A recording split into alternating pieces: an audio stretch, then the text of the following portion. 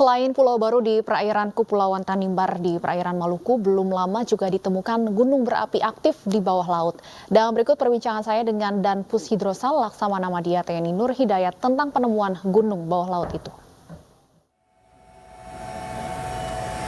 Baru-baru ini Pusat Hidrooseanografi TNI Angkatan Laut menemukan 6 gunung di bawah air di Laut Banda, Kepulauan Maluku.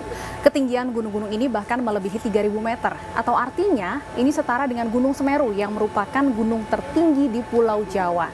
Dan saat ini saya sudah berada di atas KRI Spika 934. Ini adalah salah satu kapal yang kerap digunakan oleh Pusat Hidrooseanografi TNI Angkatan Laut dalam berbagai ekspedisinya. Kita akan langsung berbincang dengan tuan rumah dari kapal ini yang merupakan Komandan Pusat Hidrooseanografi TNI Angkatan Laut Laksamana Madya TNI Nur Hidayat. Halo Pak Danpus, apa kabar? Baik-baik. Diganggu sebentar ya Pak ya. Terima kasih. Pak, tadi saya baru saja menginformasikan pada masyarakat terkait penemuan terakhir ya dari Pusat Hidrooseanografi TNI Angkatan Laut. Bisa dijelaskan Pak, seperti apa sebenarnya penemuan 6 gunung di bawah air ini? Ya, terima kasih. Sebenarnya 6 gunung ini kita bisa temukan karena ada peralatan baru di kapal ini. Kapal ini kan baru tahun 2016 datang ke Indonesia, sehingga kita mulai dari ekspedisi pelayaran untuk melaksanakan survei. Mulai dari situ kita bisa mendapatkan di kedalaman sampai 4.000, 5.000, 6.000. Sehingga kita coba bersama-sama peneliti yang lain untuk bisa bersama-sama melihat. Ternyata kita bisa mendapatkan gunung di bawah Laut Banda, karena memang kita namakan ekspedisi Jala Citra 2 di Banda. Dan di situ ada 6 gunung yang memang akhirnya para peneliti makin semangat kan. Biasa kita tidak pernah tahu di peta itu tidak ada gunung, ternyata di peta yang baru karena kita temukan itu ada gunung. Ini hidup atau tidak? Nah, bagaimana cara tahu hidup atau tidak? Kan para peneliti yang tahu. Ada beberapa orang yang mengerti tentang itu.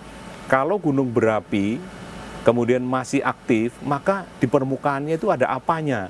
Walaupun di dasar laut. Dia tahu. Terus akhirnya merintahkan komandan KRI itu balik lagi. Coba lihat. Dapat 2 kali sapuan, 3 kali sapuan, yakin di situ ada benda-benda yang menurut dia ini ada batu-batu yang memang gunung itu hidup. Kemudian ada binatang-binatang yang hidup. Dan di kedalaman tidak sampai lebih dari 400 ya, jadi masih 300. Anehnya di tempat lain itu kedalaman bisa sampai 4.000, di situ 300. Kan aneh saja.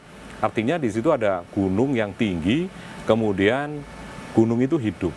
Gitu. 6-nya ini dalam kondisi aktif Pak artinya? Ini yang kita ketemukan 1 dulu. Oke. Karena yang paling tinggi. Yang membuat kita itu makin senang untuk terus bersama-sama peneliti, ada penelitian sebelumnya di Jala Citra 1 di Selat Manipa itu berupa kaldera. Kaldera itu seperti yang di Bromo itu ya, ada puncak 1, kemudian yang lain itu pasir. Berarti ada gunung yang pernah meletus di situ, kemudian tinggal menyisakan 1. Seperti juga anak Krakatau. Dulu ada gunung Krakatau, terus meletus, tinggal 1.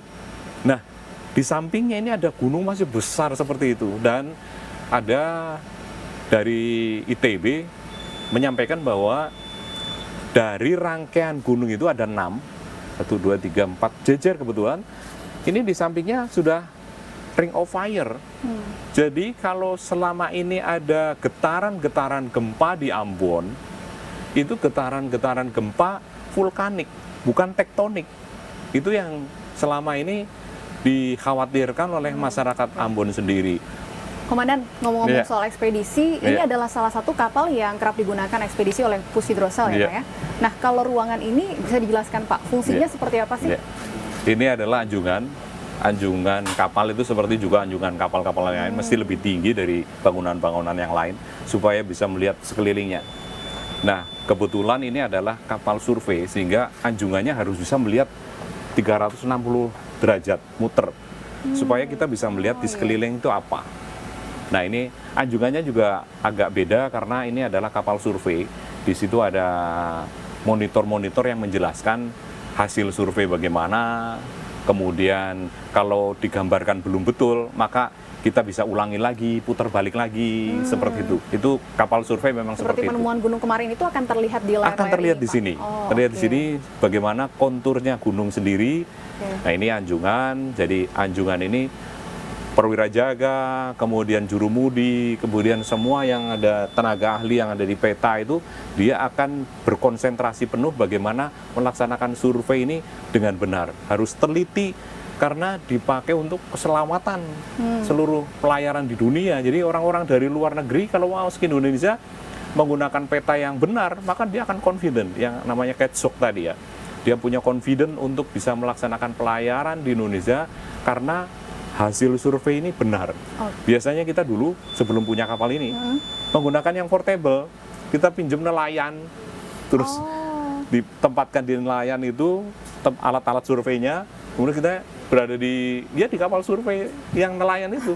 Ya seperti itu. Kalau ini kan sudah enak, itu oke. seperti itu, sudah modern. Baik. Iya. Dan sebelum melanjutkan obrolan kita, Iya, boleh iya. mungkin kita pindah Boleh, ke ruangan ayo. lain ya sambil Boleh. lihat-lihat isi Iya, dari iya, kapal ini. silakan. Lewat sana ya.